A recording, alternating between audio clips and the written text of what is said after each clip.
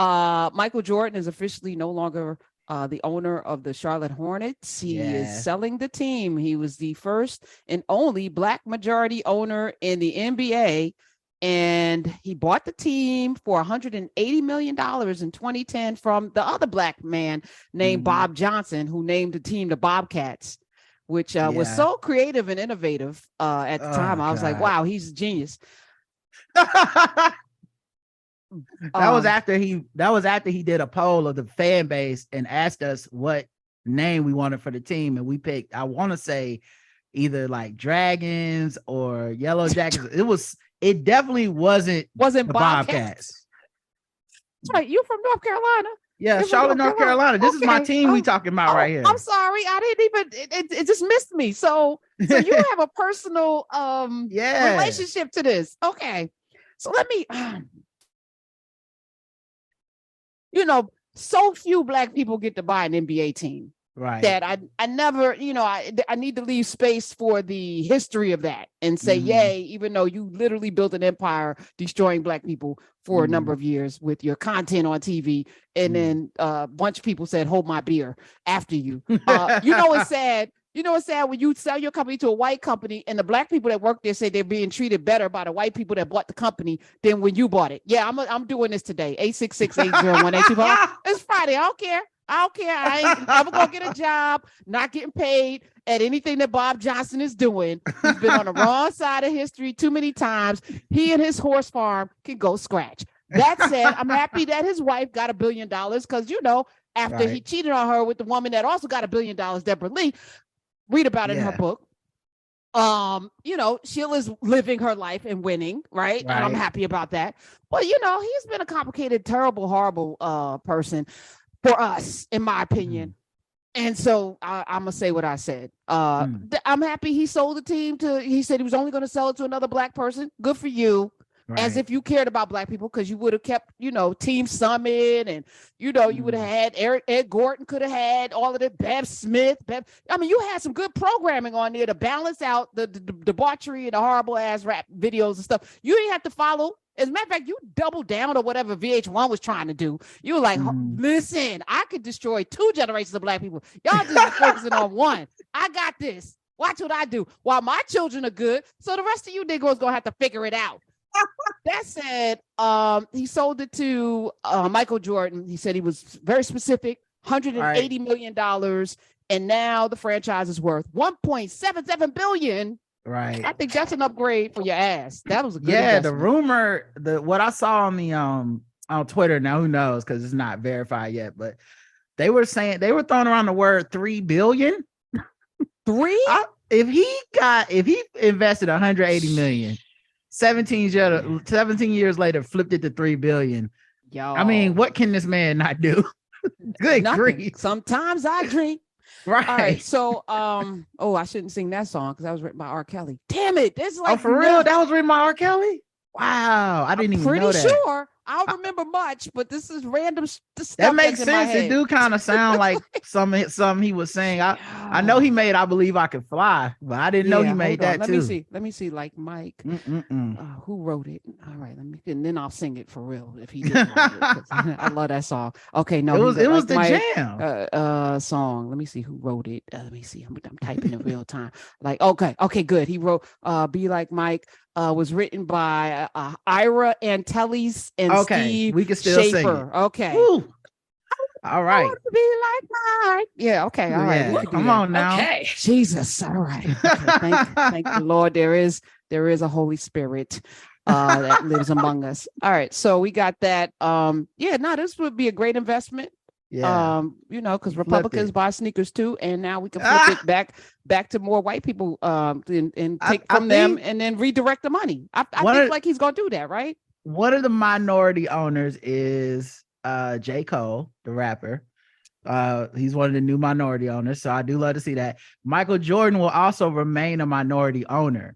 So he's he's only selling shares. Yeah, he's basically like, I'm no longer the main owner. I'm gonna take my billions and fall back, y'all go ahead. And so he's still gonna be connected to the franchise. The draft is coming up next week. He's meeting two of the people that people expect to be the top draft picks. So he's still involved with the team. And like I said, I know it's, you know, he has a long storied history, but I just have to always remind people in the Charlotte area, at least for the last probably 7 to 8 years, this man has been doing so much work for Black people. And it is going directly to our communities. I'm talking healthcare centers, not to mention opening up the stadium so that we could vote. He was one of the first people that did that. So, you know, I definitely want to make sure he gets his flowers too, because while I did not find that Michael Jordan was like, I don't find ownership within the NBA or NFL to be necessarily like representative of Blackness. Like it's cool, you know what I'm saying? Like it's good, you know, aesthetics. Like it's nice to see like, okay, they got a Black owner too, but we are talking about a bunch of very rich billionaires. Yes. So it's, you know, it's not necessarily going to trickle down to the community in most cases, unless someone like Michael Jordan makes it trickle down. And I think that, thank you, first of all, because I feel like, including me, sometimes we have these opinions without knowing anything about the inner workings of anything, because most people who are operating in those spaces, they're not necessarily putting out a press release every time they do something, nor should they. You know, there's you shouldn't let the left hand know what the right hand is doing. You should be moving like smoke. You should be operating in a certain kind of way if you're a certain kind of person doing certain kind of things. So I appreciate that, you know, that you see the handiwork, and it's for people like me to magnify the things that people are doing, which is why, you know, like I'm going to talk about Buster Stories, because I saw it with my own eyes when I drove through Somerset, the man's work, his vision, and what those folk in Somerset did in supporting one church to create a whole entire environment. So if Michael Jordan is doing those things, somebody should be speaking up for him. So I appreciate that you are doing that. Also, he's the only owner to leave Charlotte without a scandal, which is pretty major. Every other major sports owner that had to give up a team up in Charlotte left because of some stuff with some mistresses, some sexual allegations, you know, some financial improprieties. He the only one that left clean. Like, you might not like him. Maybe maybe the team on the court wasn't as good as you would have wanted it to be.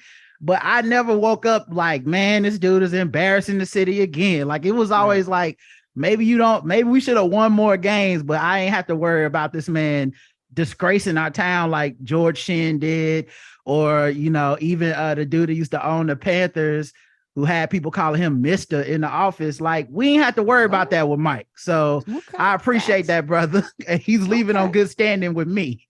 That's all of that. And getting back to the name of the team, thank you, Smiz, it was supposed to, the winner was Flight, the North Carolina Flight. But Johnson decided, Bobcats. I like Bobcats, but also there was this whole thing. We were in some kind of war at the time, right? And he thought it might be closely aligned with our aerial strikes on Iraq. I doubt actually that was a stretch, but he just wanted to name it after himself. Yeah, and Flight would have been perfect for Mike. Yes. And we, you know, North Carolina claims to be, there is some dispute, but claims to be home of the Wright brothers. First in Flight. It's on our license plate. And this man said, I want to be the orange and blue Bobcats. The colors don't even really make don't even make sense. Piece of shit. Yo, those colors are like Halloween colors, not even orange and blue. All right. Man, Bob caught some strays today. I know he was thinking like, man, I don't even own the team no more. But Bob, you know what you did. Any chance I get. And I'm gonna be transparent. Because I had a publicist years ago, because I wrote a column. I used to do a column at the Daily News on him, and they reached out to me. He was not pleased. Percy Sutton, same thing. Because, you know, I was agnostic at that point. I'm just going based on things you've done. Blah blah blah. Actually did research back then. Actually was, you know, not just talking on the radio. So, you know, to me, there's like, not just the Boondocks, you know, there's like, you cannot undo the damage with money, you know, because it was an intentional thing. And this is why we have to be vigilant right now about all kinds of media that's out there. What's the cost on our community? How are we engaging with this? You know, what is our responsibility in terms of clicking on these toxic things and making them bigger, making people bigger based on our engagement with them? Like we have to be intentional about how we interact and also hold people accountable. So maybe I'm going too far. He could take it. I'm sure he's not like sitting at home worried about something Karen Hunter said on the radio. Also, I think, you know, it's a good lesson to any of the owner class out there. The employee class, the working class, we talk. And you can't just rally behind like it's a good thing that you hire Black people. It's a good thing that BET exists. You know, like I'm not knocking that. Shout out to Tyler Perry, who just is in talks to buy BET. Did he? Is that confirmed? I don't know if it's confirmed, but I know he's definitely in talks to buy it. All right, because I think Butt Crack Sports put that out, and then everybody repeated it. Yeah, it was like. It was, hold on. Now I gotta go. So I was like, what's the source? And then Yahoo followed up and MSN. And then you look at the source, or, you know, like if you dig into the sources, which we have to do now, unfortunately. I don't know if that's been confirmed. It's probably going to happen, but I haven't seen a reputable source. No, I appreciate that, Karen, because like I seen it from like Yahoo and didn't even know that they might be getting that from Butt Crack Sports. You have to scroll down to see, because they're always going to show their source, right? Show their homework. But it's probably going to be in like the last paragraph, which nobody's going to get to. And it'd be like a meme from Facebook. Okay. So they got me. But yeah, the point being, like, BET needs to exist. I think it's a tough channel to really moderate, if we're being honest, because Black people are not a monolith. And so you want to try to have some representation for every type of Black person. That's impossible.